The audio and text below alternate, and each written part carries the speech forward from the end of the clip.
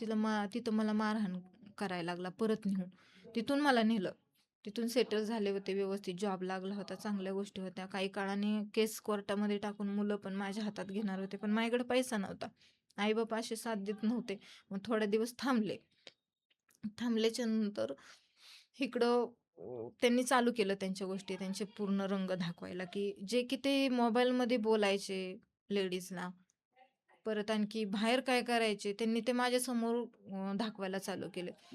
तब्बल कितीतरी महिने एका बाईला घेऊन खाली राहायचे कात्रजला ते. माहिती नाही किती दिवस. माझ्या पण डोळ्याच्या मागं काय चालत होतं, काय नव्हतं माहिती नाही. पण काही शेजारचे जे लोक आहेत ते बोलले, की "तुझ्या नवऱ्याला एका बाईसोबत बघितलं, असं केलं, तसं केलं." म्हणलं, "अहो असं बोलू नका. भरला संसार आहे आमचा, 2 मुलं. नवरा माझा चांगला आहे." असं काही पण आरोप नका करू. कशाला करतील ते? त्यांना 2 मुलं आहेत. मी एवढी मोठी, कशाला काही लग्न वगैरे करतील? अशा गोष्टी मी त्यांना बोलायचे बाहेर.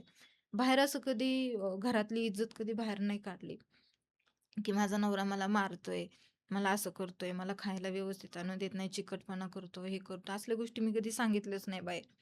बाहेर नेहमी त्यांचं नाक असं उंचावून राहावा, ह्या गोष्टी मी लोकांना बोलायचे.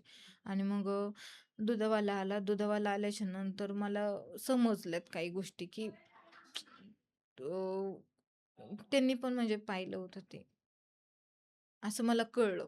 पण मला खूप साऱ्या म्हणजे कळल्या बाहेरून गोष्टी, एवढं सांगेन मी, की मला बाहेरून सगळ्या गोष्टी कळल्या. मग कन्फर्म करण्यासाठी मी बघितलं. बरं मला निदर्शनात आलं, पण हिंमत झाली नाही, की तिथं जाऊन त्या बाईला मारावं किंवा त्या बाईला बाहेर काढावं, की "तू का राहतेस माझ्या नवऱ्यासोबत? हं. नको राहू तू." त्याला 2 मुलं आहेत वगैरे असं ओरडून बोलावसं वाटत होतं, पण नाही गेले मी तिथं. कारण त्यांचं तो मारहाण करत होते मला, हे करत होते. त्या भीतीने मी घर सोडून पळून जायचे. ह्या गोष्टींनी मी तिथवर गेले नाही. त्या बाईला मारलं नाही, हाणलं नाही, काही नाही केलं.